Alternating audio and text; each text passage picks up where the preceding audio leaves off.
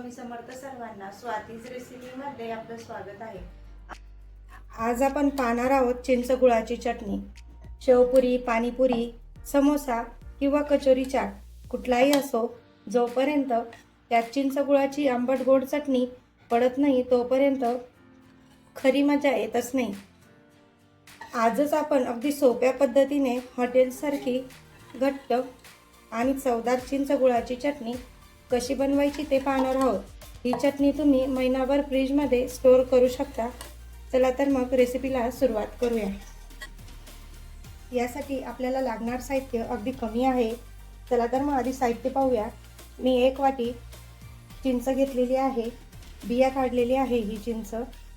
1 वाटी गूळ घेतलेला आहे, 1 चम्मच जिरं पावडर, 1 चम्मच काळं मीठ, 1 चम्मच साधं मीठ, अर्धा चम्मच सुंठ पावडर आणि 1 चम्मच चटणी।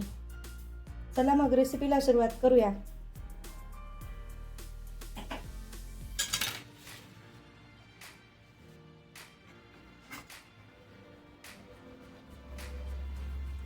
सर्वात आधी आता ह्या बाउलमध्ये मी चिंच घेतलेली आहे, त्याच्या बिया पूर्णपणे काढून घ्यायच्या आहेत। आता कोमट पाण्याने ही चिंच 15 ते 20 मिनिटं भिजत ठेवूयात।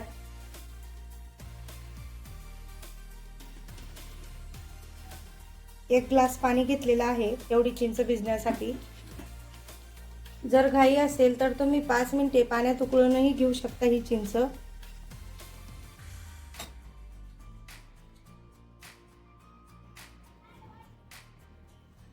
आता ही भिजलेली चिंच हाताने छान कुस्करून घ्यायची आहे।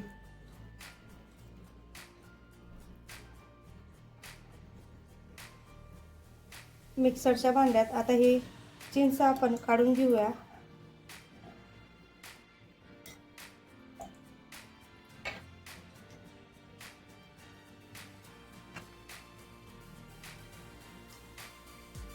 आता आपण ही सगळी चिंच जी कुस्करलेली होती ती एका भांड्यात काढून घेतलेली आहे।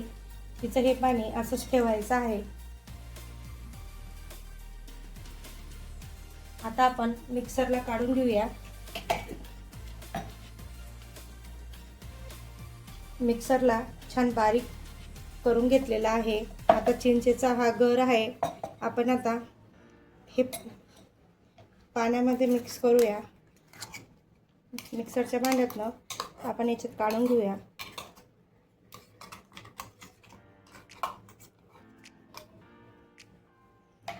ही चिंचेची पेस्ट या पाण्यामध्ये पूर्ण मिक्स करून घ्यायची आहे।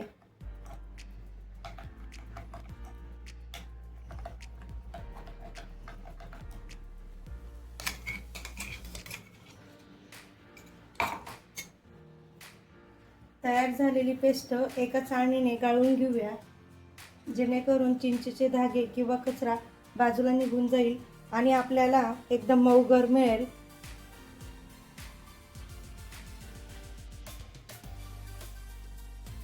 तयार झालेली पेस्ट आपण ह्या चाळणीने गाळून घेऊया।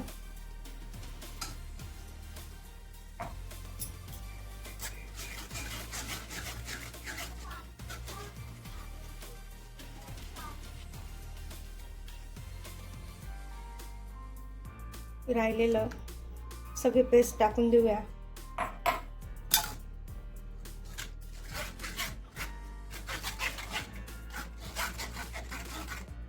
आपल्याला चाळणीमध्ये हा किती कचरा दिसतो आहे चिंचेचा।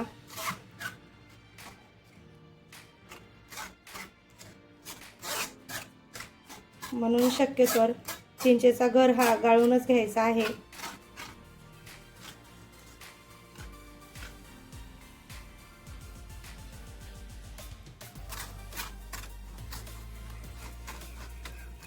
हे बघा किती घाण आणि हे धागे निघालेले आहेत।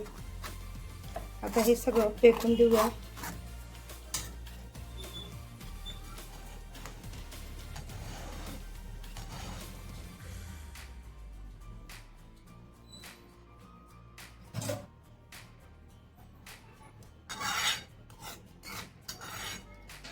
किती छान गर आपल्याला चिंचेचा मिळालेला आहे। आता आपण हा चिंचेचा गर गरम करायला ठेवणार आहोत गॅसवर।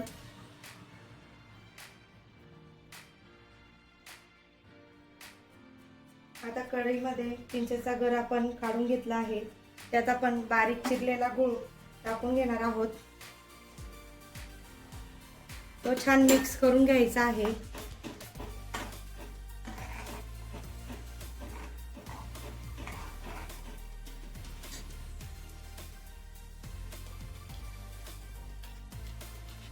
गॅस कमी करून गूळ पूर्णपणे विरघळून घेऊयात.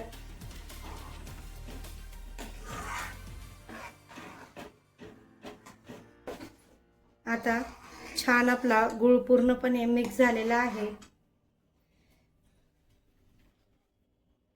गूळ वितळल्यानंतर यात आपण लाल तिखट टाकूया,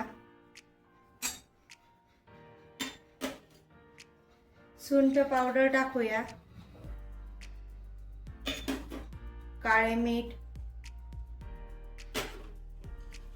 चवीनुसार मीठ आपले नेहमीचं,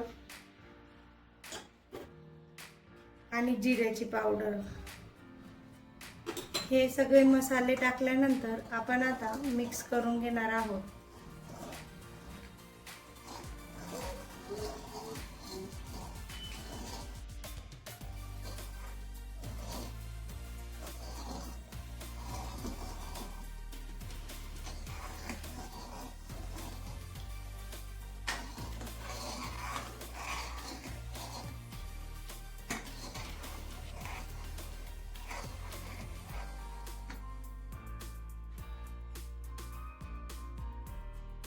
हे सगळे मसाले चटणीला अप्रतिम चव आणि छान सुगंध देतात.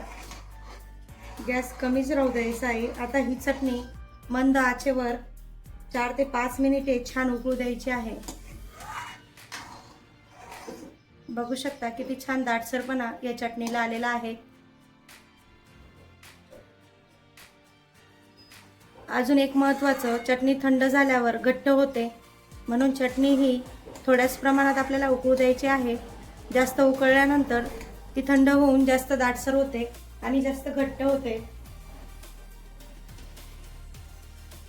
थंडी होऊन अजून तिला छान दाटसरपणा येईल.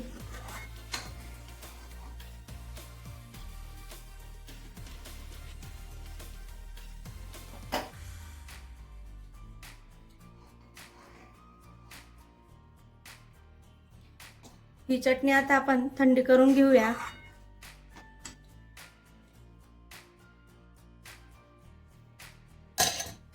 हे पहा, आपली चमचमीत आणि रसरशीत चिंचगुळाची चटणी तयार आहे. तिचा रंग आणि टेक्स्चर अगदी परफेक्ट आलं आहे. ही चटणी आपण पूर्ण थंड झालेली आहे. आता आपण एका एअरटाईट काचेच्या बरणीमध्ये भरून घेऊया. तुम्ही ही चटणी फ्रीजमध्ये ठेवून महिनाभर वापरू शकता. तर मग ही रेसिपी नक्की ट्राय करा. रेसिपी आवडली असेल तर व्हिडिओला लाईक करा, शेअर करा आणि आपल्या स्वातीज रेसिपी चॅनलला सबस्क्राईब करायला विसरू नका. पुन्हा भेटूया अशाच खमंग रेसिपीसोबत. धन्यवाद.